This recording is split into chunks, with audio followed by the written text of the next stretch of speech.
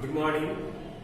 हम पढ़ रहे हैं लेसन 4 भारत में राष्ट्रवाद। इसमें हम लोगों ने पिछले वीडियो में पढ़ा था बिहार भारत में किसान आंदोलन, यानी किस तरह से किसानों द्वारा कृषकों द्वारा यहाँ पर आंदोलन जगह जगह किए गए। जिसमें हम लोग बारडोली सत्याग्रह, खेड़ा सत्याग्रह, ये सब और भी बहुत सारे किसान विद्रोह और आंदोलन हम लोगों ने पूरे भारत में देखा, जिसमें मोपला विद्रोह भी था।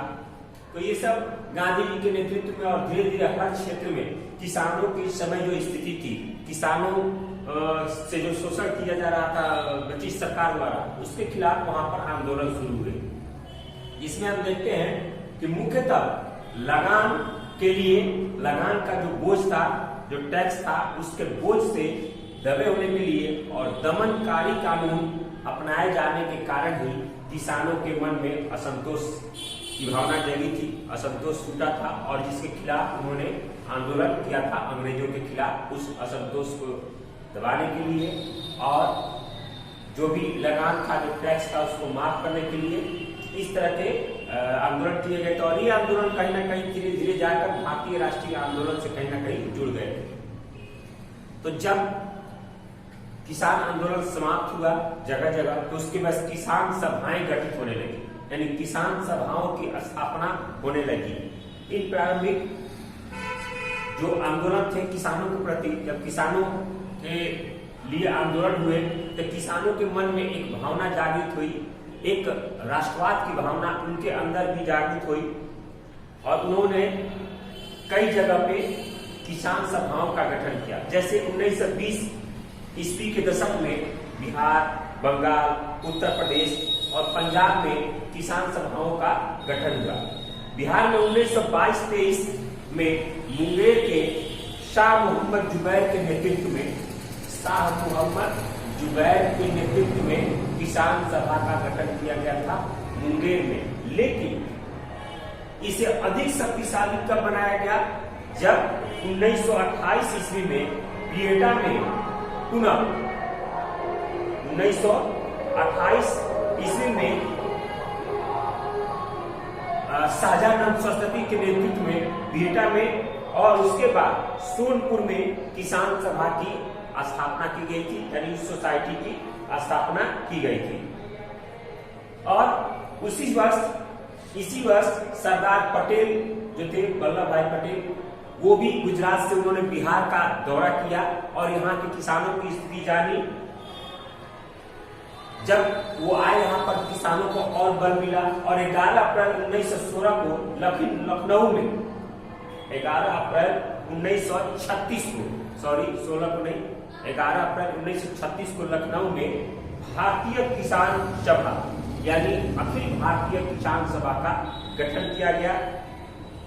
उस समय बिहार में बर्खास्त आंदोलन प्रारंभ हो चुका था, बर्खास्त आंदोलन हो रहे थे। 1937 के अधिवेशन में प्रमुख मांग को अस्वीकार किया गया, यानी 1937 के अधिवेशन में कांग्रेस ने ब्रिटिश सरकार के समय समक्ष एक अपनी प्रमुख मांग रखी, जिसको नकार दिया गया।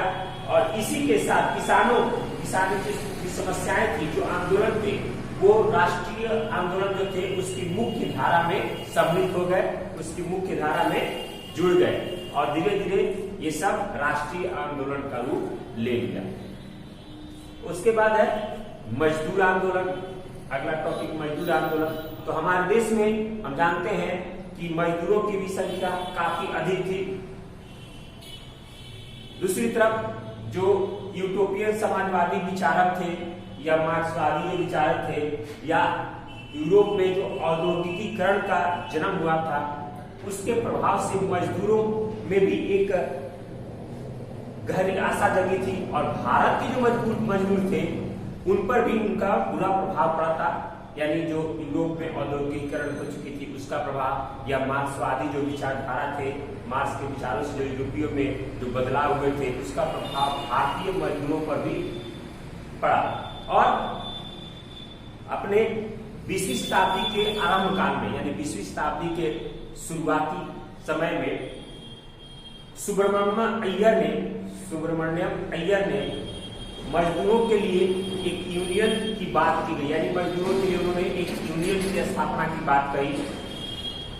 दूसरी तरफ जो स्वदेशी था और जो विदेशी था उसके आंदोलन का भी प्रभाव मजदूरों पर पड़ा, यानी स्वदेशी जो आंदोलन चल रहे थे, जो देश में आंदोलन चल रहे थे, उसका भी बहुत गहरा प्रभाव हमारे मजदूरों पर पड़ा। इसी समय 1917 में अहमदाबाद में प्लेग नामक बीमारी आई थी।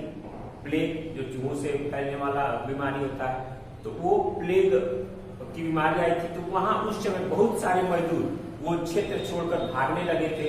तो वहां के जो मिल मालिक थे उन्होंने क्या किया, मजदूरों को रोकने के लिए वेतन में वृद्धि कर दी गई थी, वेतन को बढ़ा दिया गया था जिससे कि मजदूर भागे नहीं जाए। लेकिन जैसे ही वो प्लेग महामारी खत्म हुई तो फिर उनके वेतन को कम कर दिया गया।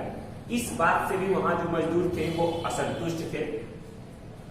और क्योंकि और उसके बाद प्रथम विश्व युद्ध में जो लड़ाई लड़ी थी ब्रिटेन ने, उसमें जो क्षति हुई थी उसको, और जो महंगाई बढ़ी थी उसमें, उसके कारण भी मिल मालिकों ने मजदूरों के बोनस जो देते थे उसमें भी उन्होंने कटौती कर दी गई थी। इसके कारण मजदूर में और असंतोष की भावना जगी थी। इसके लिए गांधी जी ने मजदूरों की मांग का समर्थन किया। गांधी जी इन्होंने फिर मजदूरों का नेतृत्व किया और उन्होंने उनकी मांगों का समर्थन किया और ब्रिटिश सरकार के समक्ष उन्होंने इस मांगों को रखा। और उसके बाद इस मांग के साथ मध्यस्थता का प्रयास अंततः उन्हीं के सुझाव पर ब्रिटिश सरकार ने बोनस को पुनः बहाल किया और उसकी दर 35% रखी गई। दूसरी तरफ सन 1917 की जो बोल्शेविक क्रांति थी, रूसी क्रांति थी, उसका प्रभाव भी यहाँ पर मजदूरों पर पड़ा, क्योंकि वहाँ वामपंथी विचारधारा के लोग थे, जो कम्युनिस्ट विचारधारा के लोग थे, वहाँ उसकी सत्ता में मजदूरों की भागीदारी हो गई थी। उस क्रांति के कारण भी यहाँ पर मजदूरों पर एक बहुत बड़ा प्रभाव पड़ा था।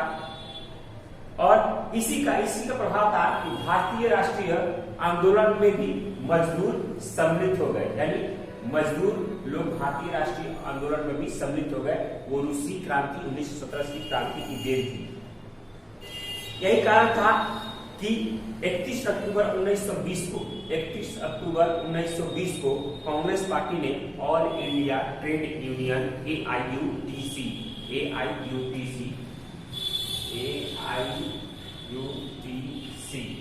All Indian trade union Congress की स्थापना उन्होंने 1920 में की। 31 अक्टूबर 1920 में की।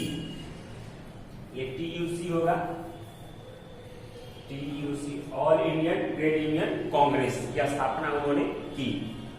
उसके बाद CR दास ने सुझाव दिया कि कांग्रेस द्वारा किसानों एवं श्रमिक जो थे, यानी CR दास ने यह सुझाव दिया कि भारतीय जो किसान है और श्रमिक है उनको भी भारत की जो राष्ट्रीय आंदोलन है उसमें उनको सम्मिलित किया जाए और इनकी मांगों का समर्थन किया जाए। जब ऐसी बात सामने आई तो धीरे धीरे मजदूर और किसान धीरे हमारे राष्ट्रीय आंदोलन में समाहित होते चले गए।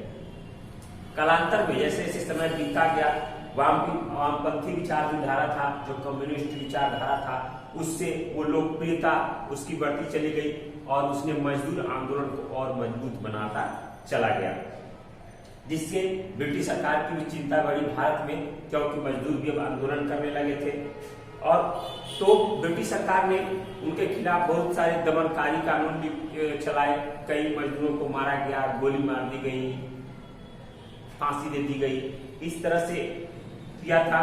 इसी क्रम में मार्च 1929 में कुछ वामपंथी नेताओं के विरुद्ध, यानी कुछ वामपंथी नेता थे, कुछ कम्युनिस्ट नेता थे, उनके विरुद्ध मेरठ षड्यंत्र के नाम पर, यानी झूठ का एक मेरठ षड्यंत्र के नाम पर उस पर मुकदमा चलाया गया, केस दर्ज किया गया। और इसी बीच 1930 में सविनय अवज्ञा आंदोलन प्रारंभ हुआ। ठीक उसी समय 1930 में सविनय अवज्ञा आंदोलन प्रारंभ हुआ, जिसके शुरू में मजदूर भी उस आंदोलन में भाग ले रहे थे। और इसी कारण 1931 ईस्वी में all India national trade union Congress की स्थापना की गई, यानी हिंदू हिंद मजदूर संघ, हिंद मजदूर संघ की स्थापना की गई 1931 ईस्वी में। और इस स्थापना के साथ ही मजदूरों की जो एकता थी, जो संगठन था, वो धीरे धीरे उसको बल मिलते चला गया और वो राष्ट्रीय आंदोलन में सम्मिलित होते चले गए। इसके बाद भी हमारे राष्ट्र के प्रमुख जो राष्ट्रवादी नेता थे, जैसे जवाहरलाल नेहरू, सुभाष चंद्र बोस आदि, इन नेताओं के द्वारा समाजवादी विचारधारा के प्रावधान मजदूरों का समर्थन जारी रहा। यानी ये जो नेता थे हमारे, इनकी समाजवादी विचारधारा के कारण जो हमारे मजदूर थे, इनका समर्थन जारी रहा और इनके समर्थन मिलते रहे और धीरे धीरे पूरी भारत की जो मजदूर वर्ग है या किसान वर्ग है, वो हमारे इनके आंदोलन धीरे धीरे हमारे राष्ट्रीय आंदोलन में समाहित होते चले गए और उन्हें सभी ने एक राष्ट्रीय आंदोलन का रूप दे दिया और तब जाकर हम अंग्रेजों के खिलाफ एक बड़े आंदोलन के रूप में उभर कर सामने आए। तो ये था आप लोगों का किसान सभा का गठन और मजदूर आंदोलन कहाँ पर मजदूर आंदोलन हुए, ब्रिटिश सरकार ने मजदूरों को दमनकारी के लिए कौन से कानून बनाए, उसके बाद मजदूरों के लिए किस सभा का गठन किया गया, किसके नेतृत्व में, इस सभा को जाना। अगले वीडियो में अगला टॉपिक पढ़ेंगे जनजातीय आंदोलन। यानी भारत में छोटे छोटे स्तरों पर जो आदिवासी लोग रहते थे, छोटे छोटे क्षेत्रों में जो जनजाति हमारे रहते थे, उन लोगों ने भी अंग्रेजों के खिलाफ आंदोलन किया था। तो इस चीज को अच्छा टॉपिक है, इस चीज को हम अगले वीडियो में पढ़ेंगे। इस वीडियो में इतना ही, अगले वीडियो में हम लोग मिलेंगे अगले दिन। धन्यवाद।